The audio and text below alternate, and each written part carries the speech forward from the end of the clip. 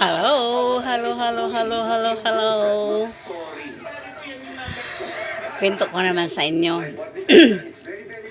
yung dahilan kung bakit naman ako napadpad naman ako dito sa tinatawag na Katagalugan o dito sa amin kasi ano bang tawag dito pag Maynila? Ano hindi Katagalugan Ah, may tawag dito Katagalugan, kauluhan ba? Sa kauluhan? Parang ibig sabihin nandoon ang presidente. Ayan. Hindi Katagalugan. Ngayon, nasa Samar ako, no? Nag-aral na sana ako noon yung SEM na yun Parang second SEM na yata yun. Kasi nag-start ako doon summer And then nag-first SEM and then nag-second SEM. Yung nag-second SEM, yun ang nag-drop na lang ako doon kasi hindi pa man wala pa man cellphone dati mga way back 1984 85 mga ganun. Ngayon parang ang uso dati yata is tawag noon ano ba yun, telegram na paminsan mauna pang makarating yung magpapasundo kaysa telegrama mo. Ayun, nag-telegram ang nanay ko doon na papuntahin daw ako ng Maynila. Ayun, nag-drop ako. Punta ko ng Maynila. Akala ko bakit ako pinapatawid ng Maynila, Hindi. Tumawid ako ng Maynila. Pagkatawid ko ng Maynila, yun pala, ang pamasahe pa nun sa barko lang yun. Parang ang mahal-mahal ng eroplano nung araw. Ang barko parang 280 from Samar to Maynila, 280. Pagdating ko ng Maynila, akala ko anong problema? Wala pala. Ang problema lang pala ng nanay ko kasi nauna ang nanay kong tumawid ng Maynila. Tapos pinasunod ako. Yun pala, ang sabi pala ng nanay ko, kaya ako pinatawid dahil mag-asawa ang ate ko. Tapos, iyak siya ng iyak. Kasi mag-asawa nga ang ate ko. Pero ang ate ko, ang edad noon, Pero yung ate ko, yung tumawid siya ng Manila pagkatapos ng grade 6. Dito na siya nangatulong din nag-working hanggang nakatapos ng college. Pagkatapos niya ng college, nag-asawa. Ayan, iyak ng iyak yung aking mother dear. Ngayon, pinatawid niya ako para hindi ko alam kung bakit. Basta, dito na daw ako sa Manila dig ng aking future. Ay di. Pagdating ko ng Maynila, sabi ko, unang sampa ko ng Maynila, ito pala yung Maynila. Parang ang daming tao. Tapos, magulo. Alam mo naman sa probinsya, kahit sa Samar, hindi naman ganoon ka-crowded ang mga tao. Pagdating ko dito sa Maynila, dito ko naranasan yung, pwede pala yun, yung isang parang studio type na bahay, maliit, nangupahan sila. And then, yung tipong uling, magsaing sa uling. Tapos, pagkatapos, iligpit mo yung saingan mo ng yung uling na yun, tawag nun, sa ulingan na sinaing. And then, itabi mo sa isang corner, tapos linisin mo yung sahig. Di na rin kayo kakain. Pagkatapos, punasan na ulit. Pagkatapos, di na kayo tutulog. O ganun. Sabi ko, pwede pala yun. Kasi sa amin, kahirap-hirap man namin, mayroon kaming specific na kusina, mayroon kaming specific na kwarto na higaan, pero alam mo naman sa probinsya, kung baga hindi yung isang cubicle lang talaga nga, tapos ang mahal-mahal pala ng upa. Sabi ko, ganito pala sa Maynila, Tapos, palengke, pag nagpunta ka ng palengke, napaka-crowded, samantalang sa probinsya, parang, di naman ganun ka siksikan. Pero ngayon,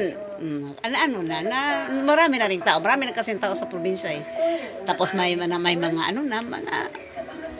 mga kapirahan na ang mga tao ngayon, hindi katulad dati ng aming panahon nga ang baunan namin ay dahon ng saging. Tapos ngayon, hindi na mga bata sa probinsya, hindi na nagbabaon kapag ang baunan ay saging. Mayroon na rin silang mga Tupperware, di ba? Mga social na rin. Ngayon, pagdating ko dito, ganito pala kagulo. Ito na. Baklaran. nung panahon na yun, nagkatawid ako dito, yung coastal, kasalukuyang ginagawa yan, yung coastal road na yan. Tapos ang traffic, ano to pa ito, magbiyahe ka, napaka-traffic. Ang problema sa akin nung araw, kasi yung po at saka upo, upo, uho, ay wala sa probinsya yan. Tapos sasabihin nila, wala, sabihin ng mga taga Maynila na hindi nakaintindi na wala daw tayong mga galang, mga Bisaya, wala kayong galang kasi wala kayong po at ho, upo, oho. Ang sa atin, oo lang, oo. Dili, oo. Ganon, di ba? Wala yung ho po. Bakit magamitin natin ang po at saka ho? Nga wala man yan sa atin, di ba? Mga Bisaya nga eh. Ngayon, yung sasabihin niya, nangamuha na. Sulod ako katulong. Siyempre, Bisaya, di ba? Pero, yun lang ang advantage din sa ating mga Bisaya. Kasi kahit papaano, maintindihan natin yung Tagalog. Pero hirap tayong magsalita kasi nga hindi yan ang natin, hindi yan ang lingwahe natin.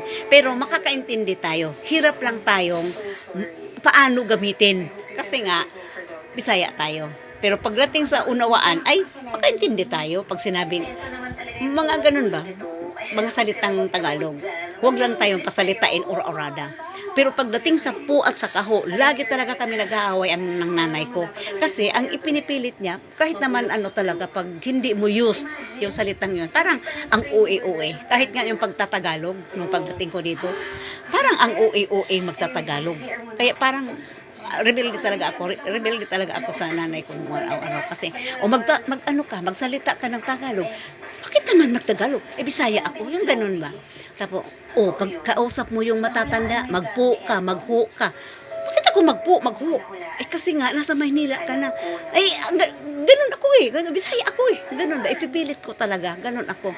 Ngayon ko lang, nung nakatagalan na, parang na-adapt ko na rin nga. Kailangan talaga din palang. Kasi nasa Maynila na tayo. So, kailangan i-adapt na natin kung anong mayroon dito. So, using of po at saka opo at saka ho. Yung mga ganun ba? Kasi yun ang inano nila nga. Pag hindi ka gumamit ng ganyan, alam nga naman kasi hindi ka nga tayo sanay eh. Alam nga naman ngayon, ituro natin sa mga anak natin na nasa Bisaya pa tayo. O pagkausap nyo ang mga matatanda sa inyo, gamit kayo ng ho at saka po ha. Di ba ang OA naman kasi wala na nga sa atin. Hindi ibig sabihin na wala tayong po at saka ho, hindi na tayo magalang. Pero when it comes na nasa Luzon na tayo, adapt din na rin natin yung tama nga salita or paggalang. Kasi yun ang way of paggalang, isang magalang. Ho, po. Huwag din natin ipilit na huwag tayong magpo at saka ho. Kasi mga Bisaya tayo. Kasi wala na tayo sa Bisaya baga. Kaya yun din ang experience. So, pag unang dating ko talaga dito. Although nakakapagsalita ko, pero may iba minsan na kahit marunong tayong magtagalog. Kasi may subject ang Bisaya na Pilipino, di ba? Alam natin mga Bisaya yun. Kaya kahit papaano, yung mga taga Luzon, yun talaga ang hindi makaintinda pag nakaharap ng mga Bisaya. Kasi wala naman sa kanila, mother tongue nila is Tagalog na talaga. Pero tayong mga Bisaya, yun ang advantage natin dahil ang mother tongue natin, ang lingwahe natin ay Bisaya plus may subject tayo na Pilipino. Kaya yun ang nakaka-advantage sa atin. O, di ba? So, yun. Nasa Maynila na tayo.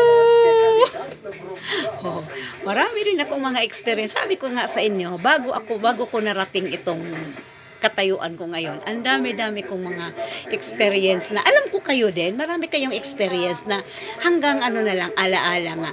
Mayroong nakakainis na experience, mayroong nakakatuwa na experience, mayroon namang pagbalik-balikan may experience para bang ang sarap-sarap na parang paminsan nakakahiya. Pero may nakakatawa naman. May yung mga memories natin na mga ganung bagay sa buhay natin. Hindi naman ako ang may mga ganyan. Kayo din mayroon. Kaya paminsan-minsan din, mag-share din tayo ha. Okay, bye-bye. Inaantok na ang lola nyo. Matutulog na. Okay, see you again some other time. Bye-bye.